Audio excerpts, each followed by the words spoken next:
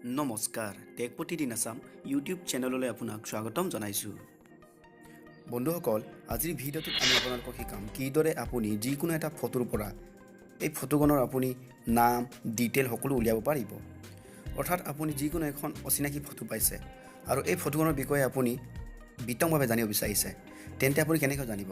হয়, আপুনি যদি এই অচিনাকি ফটোখনৰ নাম ডিটেইল সকলো যদি জানিব বিচাৰে, তেন্তে আপুনি এই এপ্লিকেশ্যনটো ব্যৱহাৰ কৰি চাব পাৰে।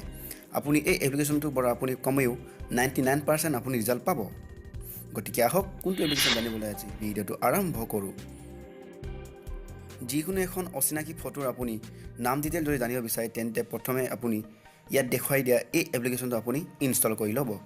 এই এপ্লিকেশ্যনটো আপুনি গুগল প্লে ষ্ট'ৰত নাপাব, গতিকে আপুনি আমাৰ এই ভিডিঅ'টোৰে ডেছক্ৰিপশ্যন বক্সত লিংক দিয়া আছে, এই লিংকটোত গৈ ডাউনলোড কৰি ল'ব। এতিয়া আমি এই এপ্লিকেশ্যনটো আপোনাক অ'পেন কৰি দেখুৱাই দিম আৰু দেখুৱাই দিম যে কিদৰে যিকোনো এটা অচিনাকি ফটো এই এপ্লিকেশ্যনটোৱে নাম ঠিকনা কৈ দিয়ে। এতিয়া আপুনি ইয়াত দেখিছে 2 নম্বৰত ৰিভাৰ্ছ ইমেজ চাৰ্চ বুলি। আপুনি এই ৰিভাৰ্ছ ইমেজ চাৰ্চটোত ক্লিক কৰিব। ক্লিক কৰাৰ পাছত এতিয়া আপোনাক ইয়াত দেখা পাইছে এটা ফটো আইকন।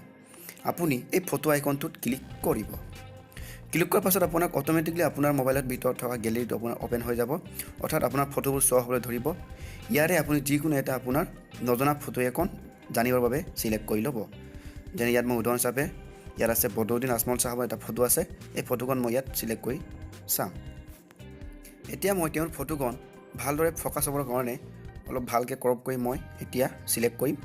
তাৰপাছত মই ইয়াত ওপৰত দেখা এই ৰাইট চিম্বলটোত ক্লিক কৰিম। চাওক, ৰাইট চিম্বলটোত ক্লিক কৰাৰ লগে লগে এতিয়া এই ফটোখন এনালাইজিং হ'বলৈ ধৰিছে, আপুনি দেখা পাইছে। হয়, এনালাইজিং হোৱাৰ পিছত এতিয়া আপোনাক দেখাই দিছে এই ফটোখন আপুনি জানিবলৈ আপোনাক কেইবাটাও লিংক দিছে। এই লিংকসমূহ আপুনি ক্লিক কৰিলে গম পাব যে এই ফটোখন কোন বা তেওঁৰ ডিটেইলসমূহ আপুনি গম পোৱা যাব।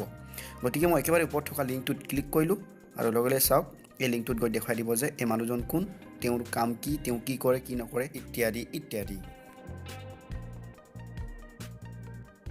চাওক, এতিয়া আপুনি দেখা পাইছে যে বদৰুদ্দিন আজমল ওলাই গ'ল।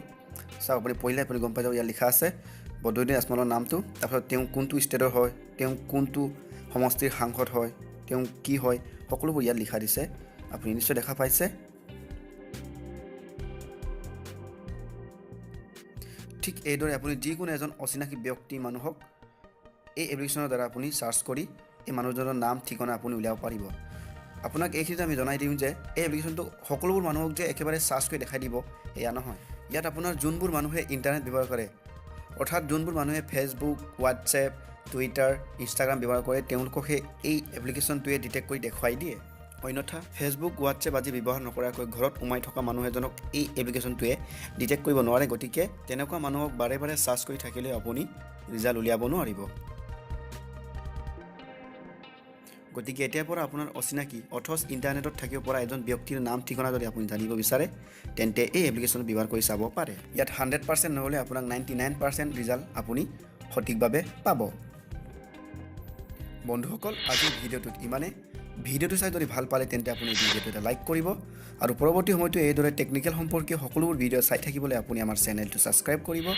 ধন্যবাদ।